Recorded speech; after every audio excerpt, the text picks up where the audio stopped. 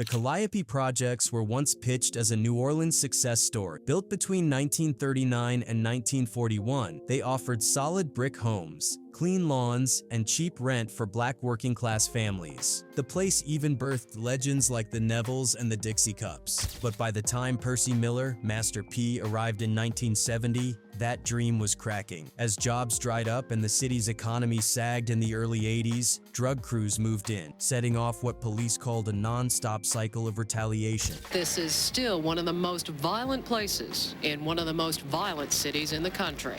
Calliope Projects, 3rd Ward, New Orleans. Then came crack. When powder prices collapsed in the mid-80s, dealers cooked it into rock, cheap, addictive, and instantly profitable. Demand exploded. Public housing turned into open-air drug markets almost overnight. By the early 90s, the Calliope was part of the reason New Orleans earned the title Murder Capital of the United States. From 1993 to 2004, 88 people were killed inside those walls. One thing, when you live in it, you hear me, you gonna die, you hear me? It's also the murder capital of America. But how the Calliope became a war zone is really the story of the men who ran it. Right before Master P built an empire that offered the slightest way out. Known across New Orleans as the godfather of the Calliope projects, Calvin L. Broadnax was the kind of street figure people whispered about, with a mix of fear, respect, and straight-up awe. He operated during the late 70s and early 80s, long before crack took over the game. Back then, the drug that ruled the streets was often sold as T's and B's, t-shirts and blue jeans. It was a different era, slower but still dangerous, and Broadnax thrived in it. L. Broadnax didn't just hustle, he built a full-blown empire. By the early 1980s, his operation had brought in so much money that even law enforcement and rival crews couldn't downplay it. People estimated his personal fortune at around $10 million. There was a rumor that he was worth about $10 million in the 70s.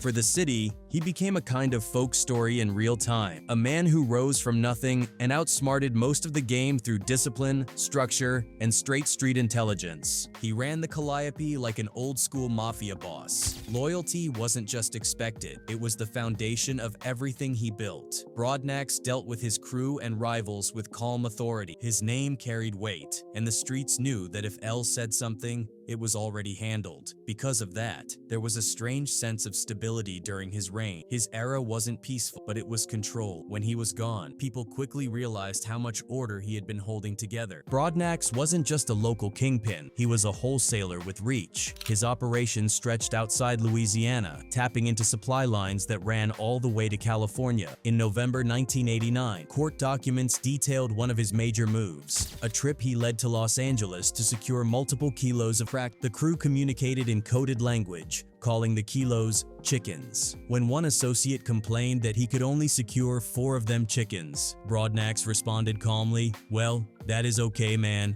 I got 2. Just like that, the scale of L's business was clear. His success showed in his lifestyle too. He owned multiple houses, exotic vehicles, and openly enjoyed the wealth he amassed from the streets. But he didn't build the empire alone. Broadnax brought his family into the business, trusting his brothers, Stitch and Look Him Up, also known as Chief, as well as his uncle. One of the most important people he elevated was a young hustler named Samuel Lee Clay, who would later become famous as Sam Scully. Clay Scully started off as a simple runner, but with Broadnax's backing, he rose fast. He had an uncle that put all the nephews on. So with Al, his brother Stitch, and his brother Look 'em Up, they call him Look 'em Up because he used to walk with his head up. But everybody know him by Chief. Still, even the Godfather had competition. One of the biggest threats came from Fat Tanner, another respected figure in the Calliope, whose pipeline allegedly connected straight to Frank Lucas in New York. That link meant Tanner had access to product Broadnax, and even Scully couldn't always match. At one point, Broadnax and Scully tried to approach Tanner with a business plan, but Tanner turned them down, forcing them to fall back. That's where the problem came in at. Yeah. Because they wanted to do business with our dad. But he didn't want to do business with them because they was too flashy, too flamboyant. Everything changed in 1983. Broadnax was found dead inside his 8th Ward home on North Darbigny. He had been dead for several days before anyone discovered the body, and the way things looked, it seemed clear the killer was someone close, someone he would have let inside without hesitation. When Al Broadnax got killed, and I think it had to be somewhere like around about 82. They found him in the house, and they said he never let nobody come to his house. So whoever came to that house, they had to know him. His death instantly blew open the carefully controlled system he'd built. The streets immediately turned their eyes towards Scully, especially the crew known as the A-Team, who believed Scully had something to do with the hit. On top of that suspicion, there were complaints that Scully had been giving rival dealers bad product, which only deepened the division. This tension exploded into what became known as the Big Split. L. Broadnax's $10 million empire completely shattered. With no one strong enough to maintain his tight structure, chaos rushed into the Calliope, and with the arrival of crack shortly after, the streets became even more unstable, setting the stage for the violent era that followed. He was born in 1952. He grew up on Jackson Avenue, just a block away from the Calliope projects, before his large family eventually moved inside the development. By the time he hit adulthood, life in New Orleans' roughest neighborhoods was already shaping him. After serving time in the late 1970s, Scully came back home with new focus and quickly connected with the biggest name in the Calliope at the time, L. Broadnax. At first, Scully was just a runner, moving product from point A to point B, learning the finer details of the street economy. But loyal, sharp, and ambitious, he rose fast. Broadnax took him under his wing, and with the backing of the Broadnax family's large operation, Scully became one of the most recognized young hustlers in the area. Sam introduced the city, to the T's and blues. They called them t-shirts and blue jeans. That's what he laid there and came up on.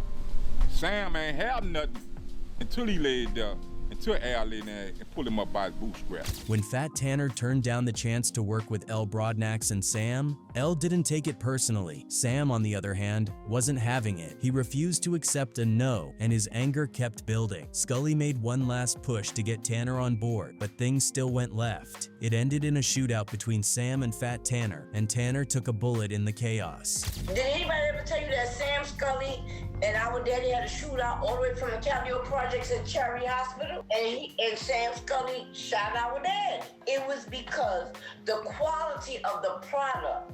That's where the problem came in at. Yeah. Because they wanted to do business with our dad. But he didn't want to do business with them. When L. Broadnax was murdered in 1983, it didn't take long for Scully to step into a leadership role, but the game had changed. Something new was taking over the streets. Crack didn't just shift the market, it flipped it upside down. It was cheaper, stronger, and hooked people almost instantly. Dealers could make money faster than anything the era had ever produced. Scully saw the opportunity and moved aggressively. He expanded from small deals to managing full operations, becoming the Calliope's first major crack kingpin. He opened powder shops, distribution points around the city, and built a large crew known as the 18 Crew, a network of loyal workers who helped him control the growing crack market. As the money piled in, Scully became a ghetto superstar. He was known for his bright, flashy fashion sense, big jewelry, and expensive cars. People in the Calliope remember how he could turn heads just by rolling through the block in one of his fancy rides, like his golden 7898 with gangster white walls. He had a 7898. It was gold with gangster white walls on it. To outsiders, he looked like pure success. To the residents, he became a folk hero. But he wasn't just about showing off. Scully was generous in ways that stuck with people. He bought school clothes for kids, paid rent for struggling families, and helped people stay on their feet when they had nothing. Stories spread about him sending someone to the store with a $100 bill just to buy a soda and telling them to keep the change. His generosity earned him love, and his strategic mind earned him respect. Scully also understood survival. As his operation grew, so did his enemies. He developed a whole counter-surveillance system, stashing cars all over the city, ditching one vehicle and hopping into another just to confuse anyone following him. He knew the streets were watching, and he refused to be an easy target. Rumors also swirled that Scully had relationships with people in law enforcement, politics, and the courts, which helped him protect his crew and get charges dropped when needed. But Broadnax's death created cracks under the surface that Scully couldn't control. The A-Team, one of the Calliope's younger, ambitious groups led by people like Terrell "Turbo" Sterling, believed Scully had something to do with El's murder. Even though nothing was proven, the suspicion poisoned everything. A deal was made to keep the peace. But Scully made the fatal mistake of supplying the breakaway crew with inferior product. It was taken as a deep insult, the final straw. The A-Team banned him from the projects, and Scully refused to back down. What followed was open warfare in the Calliope. On June 11, 1987, everything came to a final, violent stop. At around 4 a.m., Scully was shot and killed in the hallway of the Calliope projects. He was just 34 years old.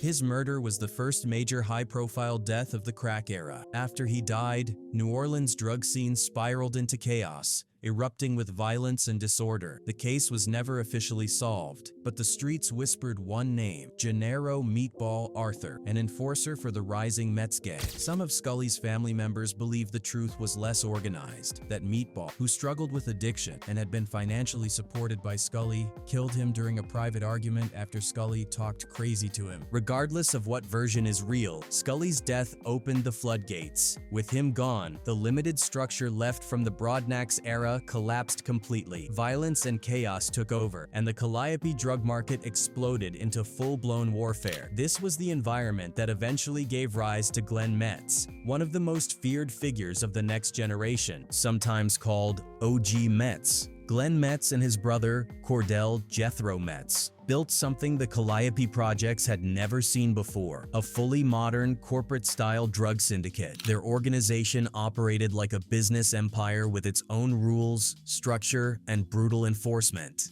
The Metz gang's years of real power stretched from 1985 to 1992, ending only when the feds hit them with a massive indictment. Federal prosecutors later described Glenn Metz as the main organizer, supervisor, and manager, the brain behind the entire operation. He grew up in poverty inside the Calliope, starting off selling tiny dime bags like many kids his age. But when crack exploded onto the scene, Glenn saw what it truly was: an opportunity to build an empire. And that's exactly what he did. During its peak, the Metz organization was responsible for distributing around 1,000 kilograms of crack throughout New Orleans and the surrounding areas. The scale alone was staggering, but it wasn't just the amount. They protected their territory with terrifying efficiency. Their rule was simple: eliminate anyone who competed, and they meant it. The group wasn't some loose crew of street dealers. Metz built a system. He had more than half a dozen enforcers, each loyal and extremely violent. They ran everything from drug trafficking to money laundering, extortion, robberies, and organized murders. They dominated multiple public housing developments, especially the Calliope and St. Thomas projects, which served as their home base. By the time Scully was out of the picture, nobody in Calliope could challenge them. The Metz operation became the unquestioned power. And then there was the truck. One of the most infamous symbols of their reign was Glenn Metz's customized armor-plated pickup truck. On the sides, in bold letters, it said "Villain in Black," but the hood held the real message: homicide.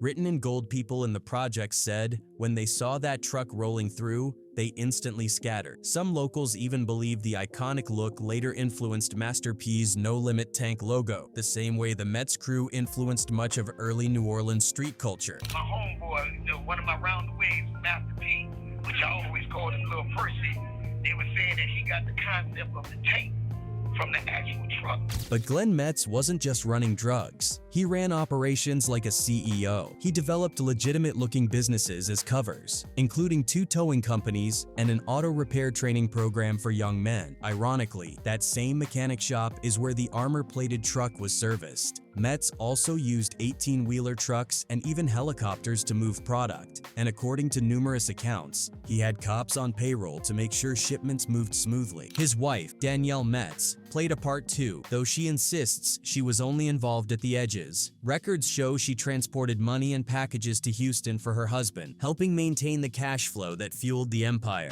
Danielle, when she was sentenced to 3 life sentences plus 20 years, it blew our minds because They didn't have any evidence. This era lined up with New Orleans becoming known as the murder capital of the United States. In 1990, the city passed 300 murders for the first time. The violence was tied directly to the drug trade, and the Metz gang was at the center of it. Law enforcement finally began focusing heavily on Glenn, calling his group the largest and most violent drug organization in the city. By 1992, the federal government came down with a massive RICO indictment. Over 150 members and enforcers were arrested, basically scooping up the entire organization in one coordinated strike. Glenn Metz was hit with the most serious charges. On December 15, 1993, he received a mandatory life sentence for running a continuing criminal enterprise, narcotics conspiracy, and more. With OG Metz out of the picture and the gang dismantled, the streets of New Orleans shifted again. He was the embodiment of the chaos and fear that defined the Calliope projects in the late 1980s.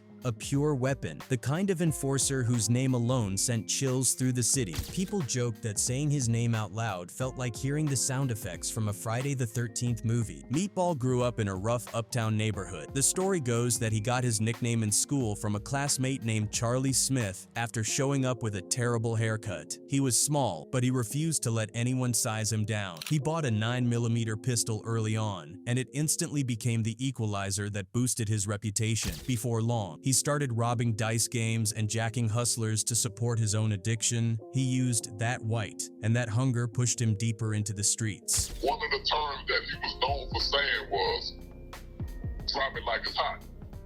Actually, his saying, he made that up. When he came to rob you, he would say, "Drop it like it's hot." Meaning you just drop whatever you got, drop it on the ground. His reputation grew fast. People said he started taking on contract hits across the city, becoming a go-to figure for dirty work no one else wanted to touch. Some law enforcement sources and street rumors later tied him to as many as 70 killings, a number impossible to fully confirm, but believable enough that nobody ever dismissed it as exaggeration. Meatball's legacy is tightly tied to one of the darkest turning points in Calliope history, the 1987 murder of Sam Scully Clay. Even though Scully had helped Meatball before, using his influence with police and courts to get him out of trouble, Meatball is widely believed to be the one who pulled the trigger on him. Some stories say the hit was ordered to clear space for the Metz gang, others say it was personal, sparked by an argument where Scully talked crazy to him, forgetting that Meatball was no regular junkie. Whatever the truth, Scully's execution was the moment that fully opened the door for the Metz organization to take over, and it cemented Meatball as Glenn Metz's most feared enforcer. One of Meatball's most disturbing trademarks was his method of disguise. To get close to his targets, he would dress as a woman, wigs, dresses, purses. The full look, his pistol or machine gun would be hidden underneath. The only giveaway was that sometimes he still wore sneakers with the dress, but by the time anyone noticed, it was too late. However, some people on the inside have pushed back on that legend, saying he only wore those outfits jokingly with friends on Halloween. According to them, he wasn't dressing up to rob anybody, he just always carried a gun, so folks assumed that was his intention. The reason that he wore dress, it was a joke. It was him and a few of his homies, they were dressed up like women. And it was for Halloween. But, of course, they had guns on.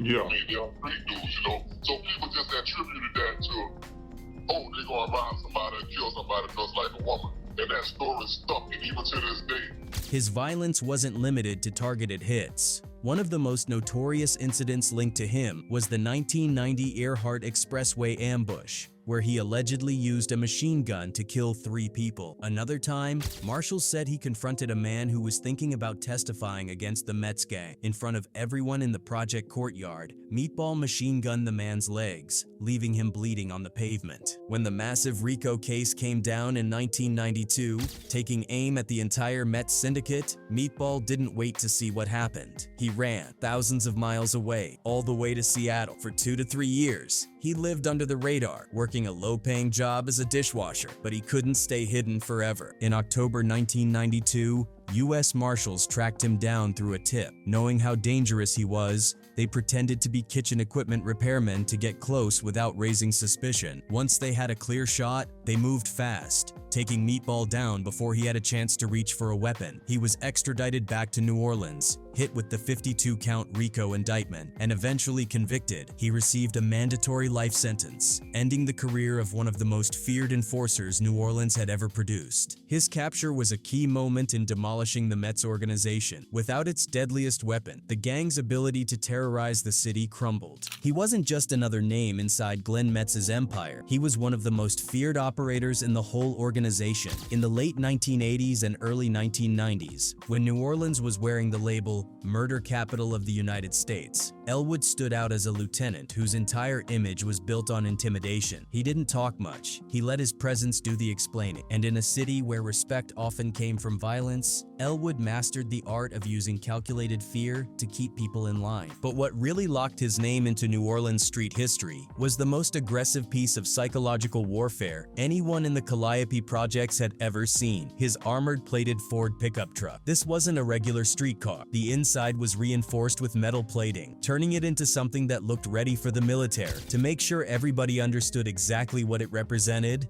the truck was dressed up with loud, dramatic slogans. Villain in Black was painted across the sides, and, even more infamous, Homicide was splashed in gold lettering across the hood. People in the Calliope projects knew the deal. When that truck pulled up, things were about to go left. So the Calliope project, that's how these guys are actually operating from that Calliope project. The truck didn't need bullets bouncing off it to create fear. Just seeing it rolling down the block was enough. And although rumors spread throughout the city that the truck was constantly being shot at and the metal was bouncing off, Elwood later said that was blown out of proportion. The vehicle wasn't meant for real war. It was meant to make people think war was coming, and in that sense, it worked perfectly. The truck became so iconic that many people believe it inspired the No Limit tank logo years later. Homeboy, one of my roundaways, Master P, which I always called him Little Percy, they were saying that he got the concept of the tank from the actual truck.